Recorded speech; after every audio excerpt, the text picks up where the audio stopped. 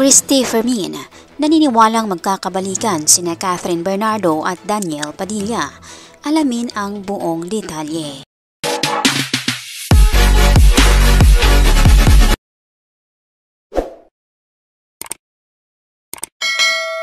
Magandang araw mga kaibigan, welcome back to our YouTube channel, Be Truth.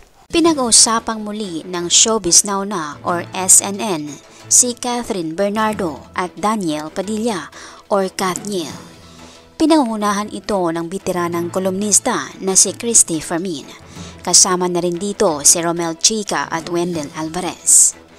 Dahil nga sa mga isyong umuugong patungkol sa Catden at ang patungkol sa Mayor Alcala, ito'y kanilang binalikan ang tandem o relasyong Catherine Bernardo at Daniel Padilla. Mukhang bumibigay na kasi si Christy Fermin na walang pag-asa ang Catden.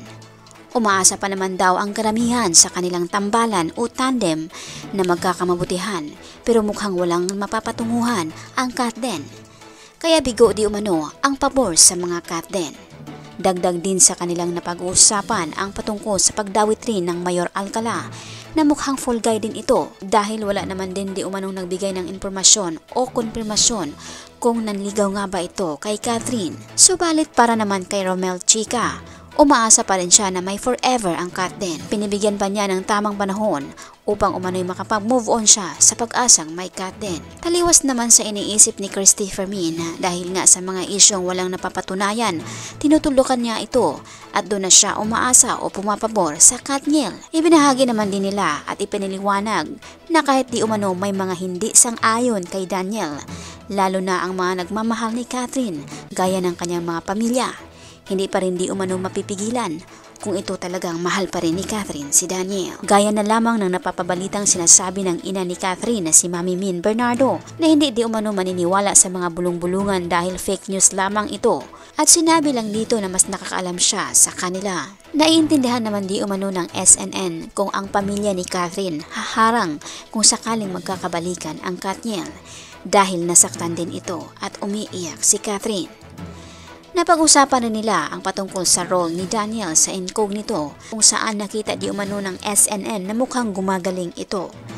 Nagbigay di umanong motivation ni Daniel ang lahat na nangyari kaya lalong gumagaling ito. At bilang patunay na rin na hindi siya patalo. At dahil nga dito, mukhang may chance di umanong magkakabalikan ang Katniel. Subalit may iba pa rin na hanggang ngayon umaasa na sana'y may forever ang Catden. Mga kaibigan, anong masasabi nyo dito? Ano man ang iyong opinion o komento, welcome kayo dito. Maraming salamat po. Kasang palakpak po sa inyong lahat. Marami pong salamat sa inyong pagbibisita at pag-effort na rin na magkomento. Pasalamatan din po namin kayong lahat naming minamahal na viewers. Nag-comment man po kayo o hindi, na-appreciate po namin ang inyong pagbibisita. Taos-puso po naming pinapasalamatan ang inyong ibinahaging oras upang mabisita ang aming munting channel.